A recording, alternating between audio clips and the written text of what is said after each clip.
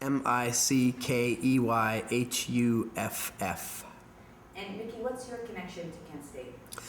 My connection to Kent State, I was born in Western Pennsylvania, and I went to college at Youngstown State University. I ended up with degrees in history and a graduate degree in history. And my graduate thesis was on the Kent State shootings. It was called Healing Old Wounds, Public Memory, Commemoration, and Conflicts over Historical Interpretation of the Kent State Shootings between 1977 and 1990. So while in graduate school, I went to Kent, which wasn't far from Youngstown, and I interviewed a lot of people that were involved in it. And my thesis specifically wasn't about the actual shootings. It was about the ensuing conflicts over how they were interpreted and how certain stories were suppressed and certain interpretations were seen as unfavorable. So it was really, the thesis was historiographically then about whose stories are told and whose are not. So my connection to the Kent State shootings is that it was an area of research of mine, and I'm currently a professor of history and director of Project Censored, which is a media watchdog group that basically does the same kind of a thing I was looking at in my thesis. It tries to look at suppressed voices or unheard views or views that are somehow being skewed by the powerful in society. And so I'm happy to be here today actually to talk about the Kent State shootings, because I think they're not just a very important part of our history and history of the Vietnam period, but up to the present. How we remember and interpret those events and how justice is not served is a very important thing in our society, and so that's my connection to it overall. Can you maybe tell us which voices in your research you discovered were suppressed and why? Yes. I tried to talk to as many administrators or university administrators as I could. I spoke to a few professors. Many of the people I spoke to were former students or people that were involved there that day and community members. But what I discovered early on is that the voices that received the dominant attention, particularly through media, were the so-called official viewpoints, the views that were coming down that were the same from Governor Rhodes through successive presidents at Kent State University. And that story mirrored at least some of the Scranton report that Nixon did on the Kent State shootings, and that was that yes, mistakes were made, but they didn't want to get into a blame game.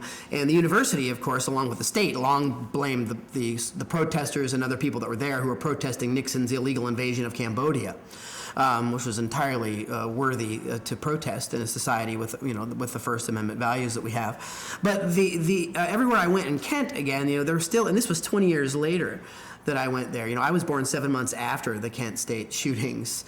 So this is 20 years later, 4 odd years later, I'm interviewing people. And the memories were still really vivid and the feelings were very vivid among people. And I know when I would interview people that were involved in it and professors were involved in it, they expressed significantly to me that they felt like they were being still suppressed, still attacked, and not heard.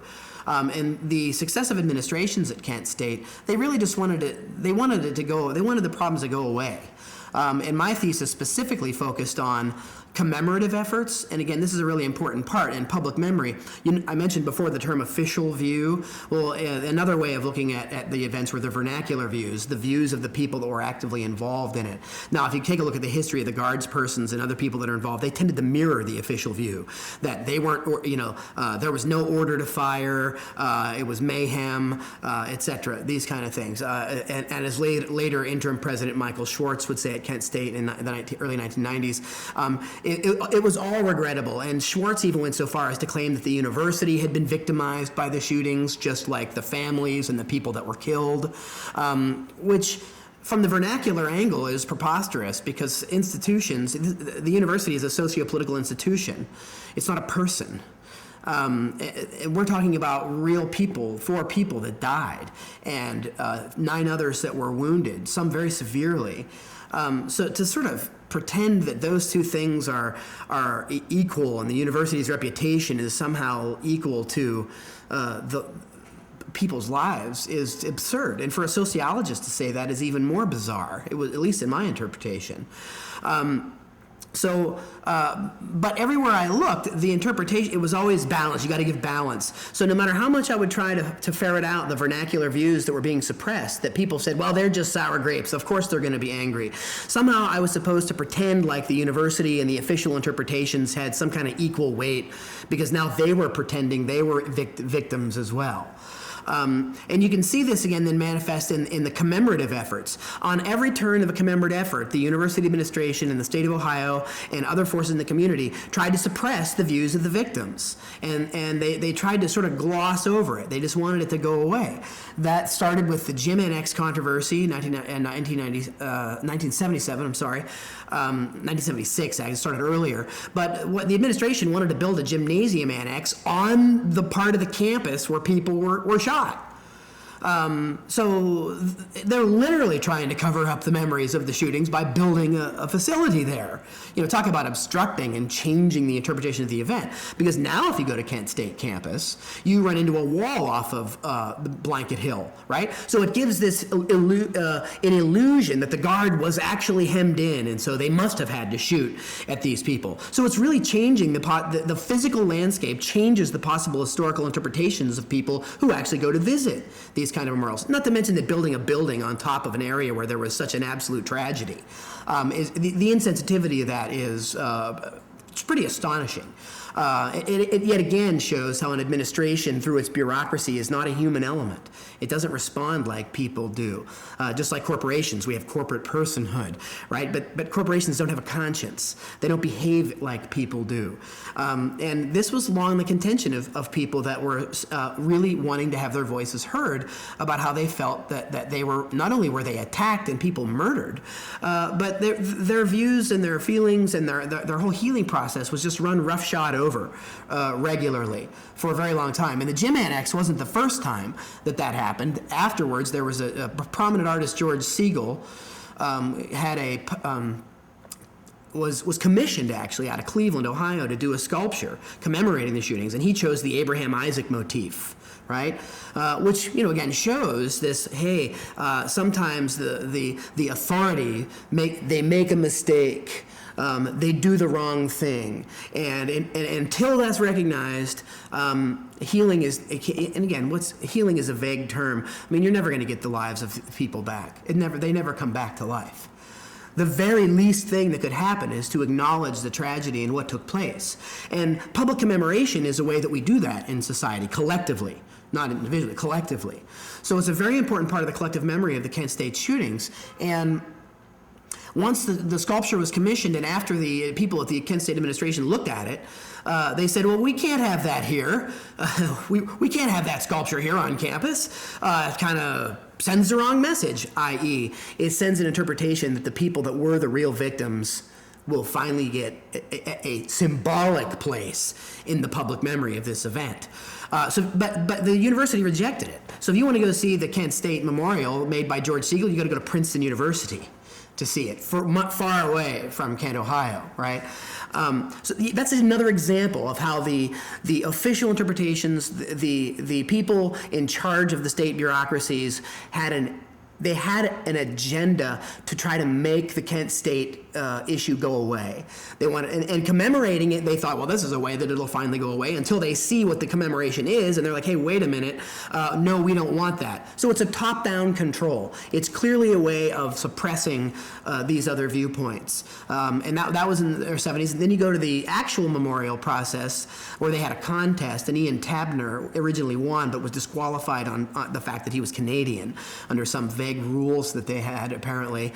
And Bruno Ast was the final architect of the now Kent State Memorial, that they scaled down. They funded only 10% of it. It was an abstract design, again, designed to minimize any of the vernacular views, so that when you go there, it's just sort of like, yeah, this is on the landscape of the Vietnam War, and people died, and it's very tragic, and mistakes were made. Now let's go move on. Very banal and very vague kind of a thing. And I interviewed a lot of the people that were involved in the process, and the people that were part of that were directly connected to the Kent State shootings, the people that had people die and were shot and were families and so on, and faculty members and so forth, some of the Kent State 25.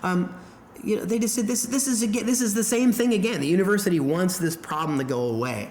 Granted, everybody wants the problem to go away because we wish it never happened in the first place. But pretending something didn't happen doesn't fix it. And that's really what I got out of my connection to and my research to this. And I finished this in the 90s. This was sort of a 20-year view. Here we are 40 years later. And it's still difficult for people to acknowledge that there's complicity in the Guard, there's complicity in the state, and that innocent people were murdered.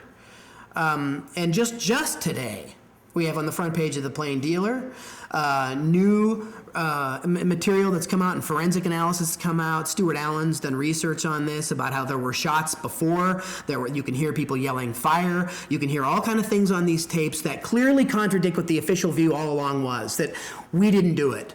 It was provoked. Or later, no one's to blame. Well, this clearly suggests that there is someone to blame, and this is what people long had stated that were on the other side here, the people that were on Blanket Hill, the people that were part of this protest. And Dennis Kucinich, the representative from Cleveland, has just recently also called for a new investigation into the truth about Kent State. And 40 years later, it's high time that happened. And especially given the last several decades of the university and administrators and politicians just wanting this problem to go away. This will never go away, and the people that are seeking the truth will not go away until justice is served. And I think that these recent breakthroughs, and certainly the efforts of Laurel Krauss, sister of Allison, who was killed that day, I think that's going a long way in towards finding the actual truth about this, so that we can all remember that what happened and to try to prevent this from ever happening again. What do you think was the motivation or the ongoing motivation for the imposition of the official view? The ongoing imposition is the grand construction of grand narrative. I mean, in our history, we have competing narratives. And the narratives that tend to make it into the so-called history books and into the educational institutions are elite by design, because the people that are tasked with recording them and publishing, and the publishing corporations and the state bureaucracy of education, that's all part of the elite upper tiers of our society. So they get to pick and choose which stories are told, but more importantly, they get to decide which stories aren't told. And that's, again, the big factor. And that's just not the same with Kent State. You can go and look at many other events in our history, even up through the recent history. You can look at disenfranchisement. You can look at the 9/11 Commission. You can look, you want to go back further than Kent State, you can go back to the JFK shootings. You can go back to a whole, just a panoply. There's myriad of historical events in our country, in the United States, and elsewhere in the world too, but we're focusing more here, that there's a concerted effort to have a narrative congeal around national mythologies like exceptionalism and triumphalism, that stories that have bad endings don't have a place in the history books. And that's a tragic mistake. And media, as part of recording these things, when they leave out these voices, it's an active part of suppressing a full accounting of what actually happened, to let the facts come out and let the chips fall where they may, right? And if we did that at the beginning with Kent State, we wouldn't be here 40 years later, still fighting and still struggling. And now we have to have forensic analysis on tapes that go and show that this one, possibly this guy, Terry Norman, who may be somewhere in North Carolina, may have fired shots, actually. He was taking pictures for the FBI. Right? Well, this person, as someone at the Akron Beacon Journal said, this person needs to come forward. This needs to come out. But again, in our culture, we have this top-down kind of mode of control. And actually, another way is to frame it theoretically, which I think is very useful. In culture theory and so forth, there are these ideas of dominance and hegemony. And Antonio Gramsci once stated that there's this polarization between cultural territories of the dominant and the dominated. And these territories are often characterized in colloquial English as us and them, right? These two different factions. And the way the values of the dominant become established as natural or normal or common sense, meaning regularly accepted by people, is through hegemony. And hegemony does not operate primarily by crude domination, but by direction through institutions like schools and the media in order to win consent of the public. That is the way in which the state and everyday culture combine to fashion beliefs by which we live. And they then create that grand narrative, right? And the competing narratives, however factual or true they may be, get left to the wayside because of this type of hegemonic domination of information we have in our society. So that when people come out and say, no, this is what actually happened at Kent State, people look at you sideways and they say, oh, no, that's not what I read, or that's not what I learned in school. So you're really sort of like you're tilting at windmills almost out of the gate, no matter what army of facts you have behind you. And that's really significance. That larger frame of our culture is part of why we're still struggling to find out the truth about Kent State. And hopefully with these recent revelations, we're closer to being there. What do you think the value would be of the truth coming out today? The value of the truth is intrinsic. I mean, no matter what the truth tells us, we have to deal with the reality. We live in a culture that's hyper real. We live in a society that increasingly people can't tell the difference between what's real and what's not. We live in a society where institutions teach people certain things regardless of their factual support. This creates a culture of people living lies. It creates a society where justice is impossible, because if the truth is suppressed, we cannot have justice. We cannot have equality. We can never achieve the American values ensconced in our Declaration and in our Constitution and principally in our First Amendment if we can't face reality, no matter what it is. And the longer we wait, the harder it is for some people to deal with it. And the time has come.